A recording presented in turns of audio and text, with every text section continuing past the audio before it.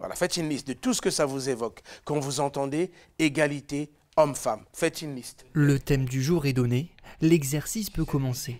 Ces jeunes de l'établissement d'insertion EPID de Doulan participent à un atelier d'écriture bien particulier.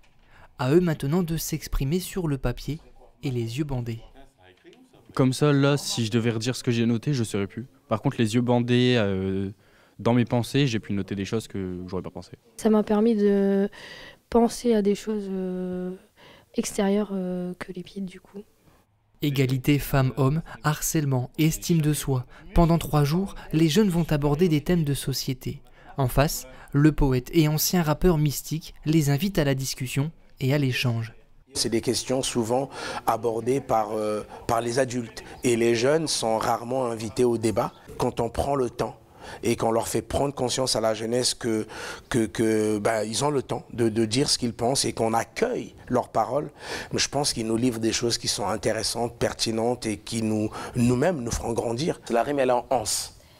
Transparence. Yes. Florence. Yes. Que ce soit par la rime ou l'expression corporelle, l'art thérapeute tente de délier les langues pour redonner une voix à la jeunesse et y interroger son rapport aux autres.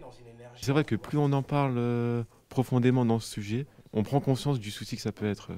Au moins ça part pas dans des débats où tout le monde crie. Donc là ça part, on parle tous chacun notre tour, calmement. Un temps de partage, intime, aussi bénéfique pour les jeunes que leurs formateurs.